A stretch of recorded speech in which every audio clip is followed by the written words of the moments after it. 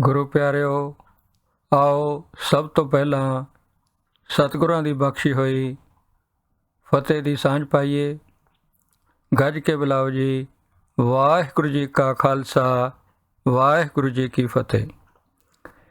ਜਪਜੀ ਸਾਹਿਬ ਦੀ ਚੱਲ ਰਹੀ ਲੜੀਵਾਰ ਵਿਚਾਰ ਦੇ ਵਿੱਚ ਹੁਣ ਤੱਕ ਆਪਾਂ 7 ਪੌੜੀਆਂ ਤੱਕ ਵਿਚਾਰ ਕਰ ਚੁੱਕੇ ਹਾਂ।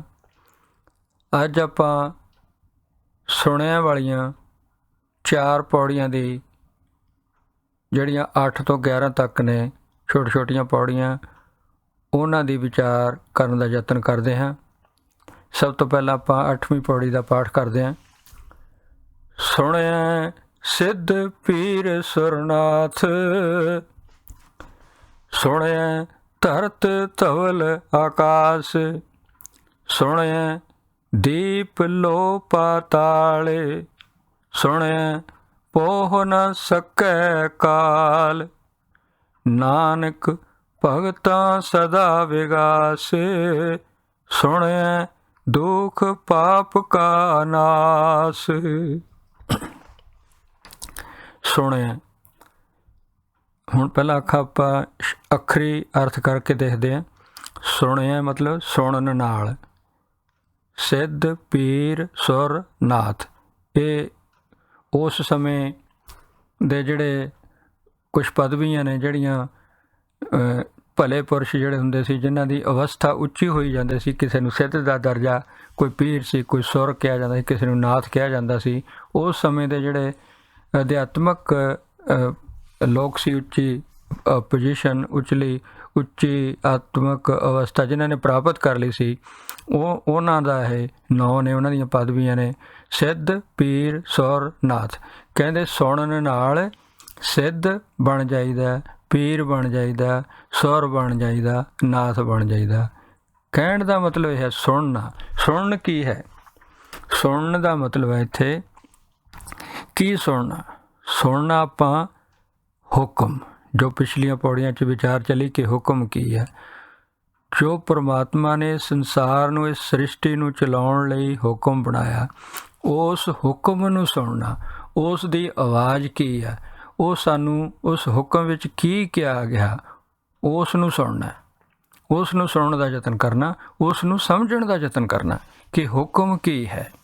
ਉਸ ਹੁਕਮ ਕੀ ਹੈ ਜਿਹੜਾ ਪਰਮਾਤਮਾ ਦਾ, ਉਸ ਨੂੰ ਸਮਝਣ ਦਾ ਯਤਨ ਕਰਨਾ। ਜਦੋਂ ਅਸੀਂ ਉਸ ਹੁਕਮ ਨੂੰ ਸਮਝਣ ਦਾ ਯਤਨ ਕਰਾਂਗੇ ਤਾਂ ਕੀ ਹੁੰਦਾ?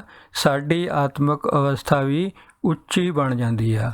ਉਹੋ ਜੇ ਸਿੱਧਾਂ ਪੀਰਾਂ ਸੁਰ ਨਾਥ, ਇਹੋ ਜਿਹੀ ਅਵਸਥਾ ਸਾਡੀ ਵੀ ਬਣ ਸਕਦੀ ਹੈ। ਸੁਣਿਆ ਧਰਤ ਧਵਲ ਆਕਾਸ, ਕਹਿੰਦੇ ਸੁਣਨ ਨਾਲ ਧਰਤੀ, ਧਵਲ, ਧਵਲ ਮਨੇ ਸਫੇਦ ਰੰਗ ਦਾ ਬਲਦ ਜਿਹੜਾ ਧਰਤੀ ਦੇ ਹੇਠ ਖੜਾ, ਮਤਲਬ ਧਰਤੀ ਦਾ ਆਸਰਾ। ਦੂਸਰੇ ਲਫ਼ਜ਼ਾਂ ਵਿੱਚ ਆਸਰਾ। ਤੀਸਰਾ ਆਕਾਸ਼, ਮਤਲਬ ਸਾਨੂੰ ਧਰਤੀ ਦੀ ਸਮਝ ਪੈ ਜਾਂਦੀ ਹੈ। ਧਵਲ ਜਿਹੜਾ ਉਹਦੇ ਹੇਠ ਉਹਦਾ ਸਹਾਰਾ ਵਾ, ਉਸ ਦੀ ਸਮਝ ਪੈਣ ਲੱਗ ਜਾਂਦੀ ਹੈ। ਫਿਰ ਆਕਾਸ਼ ਦੀ ਸਮਝ ਪੈਂਦੀ ਹੈ, ਬ੍ਰਹਮੰਡ ਦੀ ਸਮਝ ਪੈਣ ਲੱਗ ਜਾਂਦੀ ਹੈ, ਜਦੋਂ ਅਸੀਂ ਉਸ ਹੁਕਮ ਨੂੰ ਸਮਝਣ ਦਾ ਯਤਨ ਕਰਦੇ ਹਾਂ ਜਾਂ ਉਸ ਹੁਕਮ ਨੂੰ ਸੁਣਦੇ ਹਾਂ।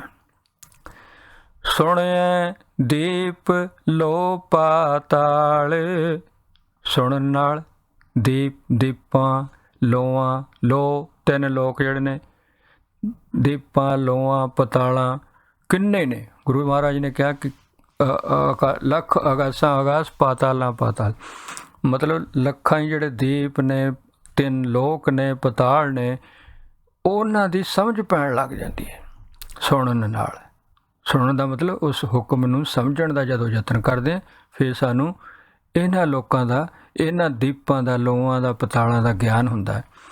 ਸੁਣਿਆ ਪੋਹ ਨ ਸਕੈ ਕਾਲ, ਪੋਹ ਮਨੇ ਛੋਹ ਨਹੀਂ ਸਕਦਾ, ਪੋਹ ਨਾ ਸਕੇ, ਪੋਹ ਨਾ ਸਕੇ ਮਤਲਬ ਟੱਚ ਨਾ ਕਰ ਸਕੇ, ਤੁਹਾਨੂੰ ਛੋਹ ਨਹੀਂ ਸਕਦਾ। ਕਾਲ ਮਨੇ ਸਮਾਂ, ਮੌਤ।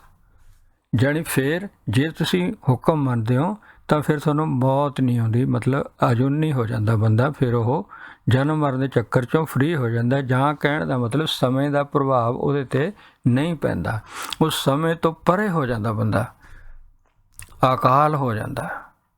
ਮੌਤ ਦੇ ਜਾਣੀ ਕਹਿਣ ਦਾ ਮਤਲਬ ਫਿਰ ਉਹਦੇ ਕਾਲ ਮੌਤ ਵੀ ਨੇੜੇ ਨਹੀਂ ਆਉਂਦੀ। ਉਹ ਇੰਨਾ ਨਿਡਰ ਹੋ ਜਾਂਦਾ ਕਿ ਉਹਨੂੰ ਮੌਤ ਤੋਂ ਵੀ ਡਰ ਨਹੀਂ ਲੱਗਦਾ। ਨਾਨਕ ਭਗਤਾਂ ਸਦਾ ਵਿਗਾਸ। ਕਹਿੰਦੇ ਭਗਤ, ਹੁਣ ਭਗਤ ਕੌਣ?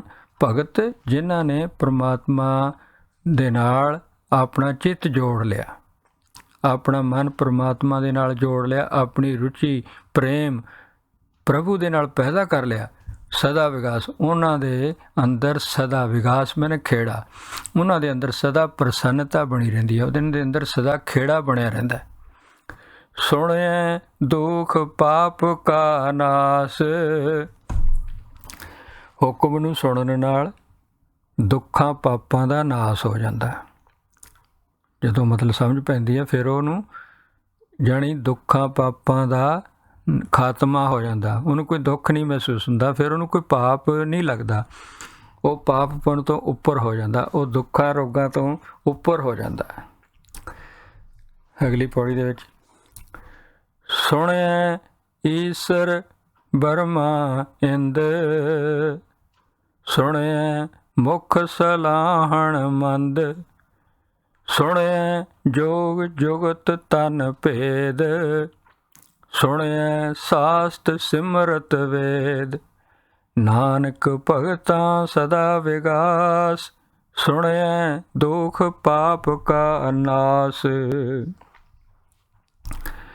ਕਹਿੰਦੇ ਸੁਣਨ ਨਾਲ ਈਸਰ ਬਰਮਾ ਇੰਦ, ਇਹ ਫਿਰ ਪਦਵੀਆਂ ਨੇ ਉੱਚੇ ਦੇਵਤਿਆਂ ਦੀਆਂ, ਜਿਹੜੇ ਉਸ ਸਮੇਂ ਮੰਨੇ ਜਾਂਦੇ ਸੀਗੇ।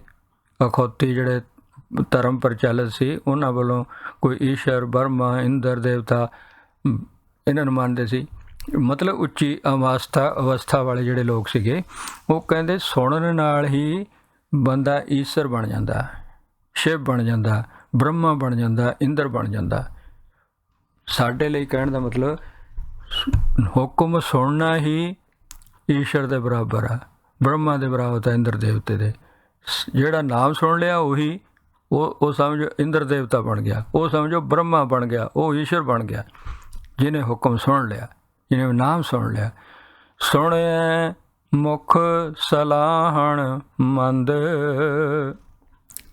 ਕਹਿੰਦੇ ਸੁਣਨ ਨਾਲ ਮੁਖ ਤੋਂ ਸਲਾਹਣ, ਉਹਦੇ ਮੁਖ 'ਤੇ ਸਲਾਹਣ ਸਿਫਤ ਸਲਾਹ ਆ ਜਾਂਦੀ ਆ।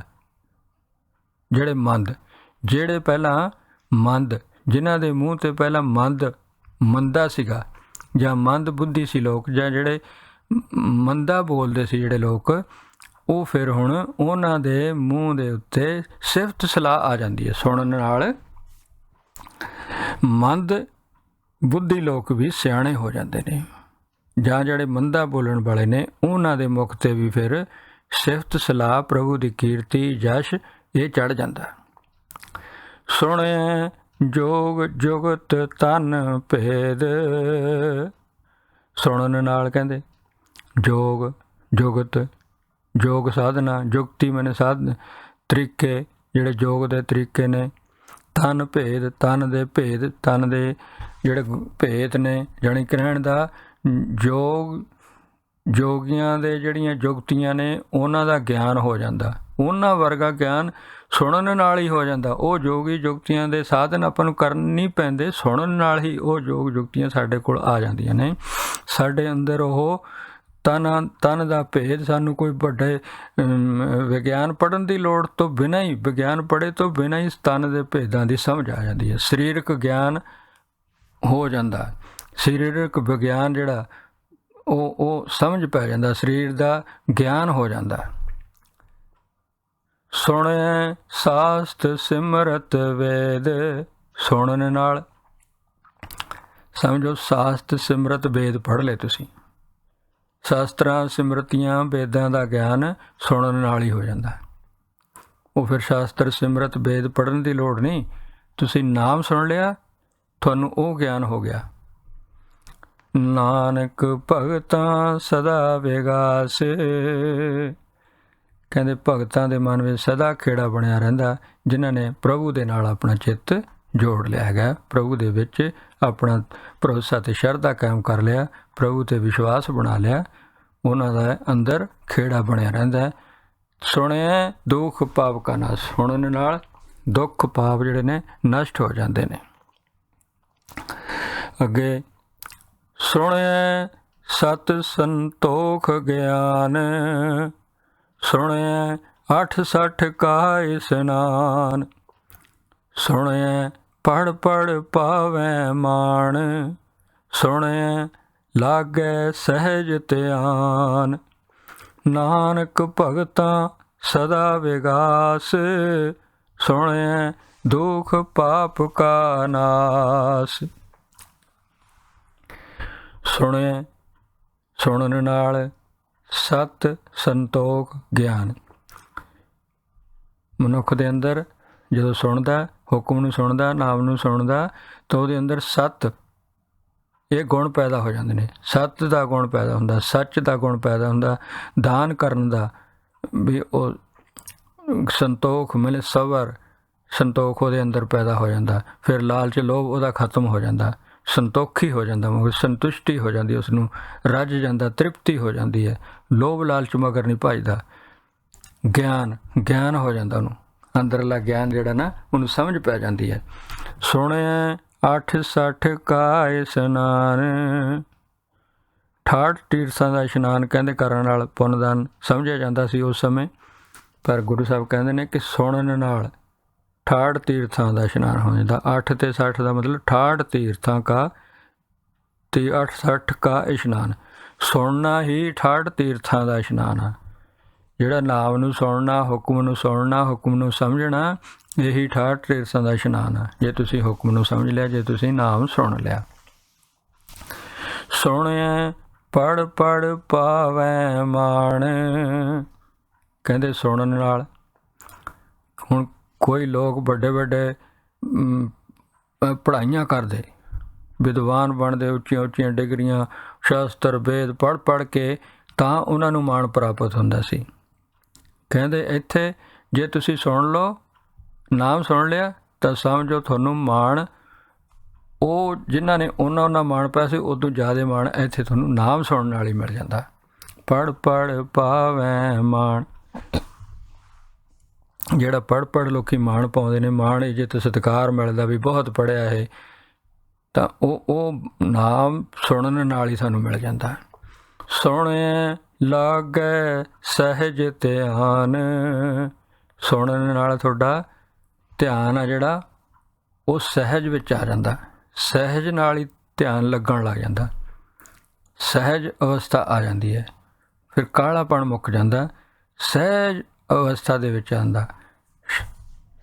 ਫਿਰ ਉਹ ਮਤਲਬ ਕੋਈ ਨੂੰ ਯੋਗ ਯੁਕਤੀਆਂ ਜਾਂ ਹੋਰ ਸਾਧਨ ਕਰਨ ਦੀ ਲੋੜ ਨਹੀਂ ਪੈਂਦੀ, ਆਪਣੇ ਆਪ ਉਹਦੇ ਅੰਦਰ ਸਹਿਜ ਇੰਨਾ ਆ ਜਾਂਦਾ ਕਿ ਧਿਆਨ ਉਹਦਾ ਆਟੋਮੈਟਿਕਲੀ ਹੀ ਲੱਗ ਜਾਂਦਾ, ਪਰਮਾਤਮਾ ਦੇ ਨਾਲ ਲਿਵ ਜੁੜ ਜਾਂਦੀ ਹੈ।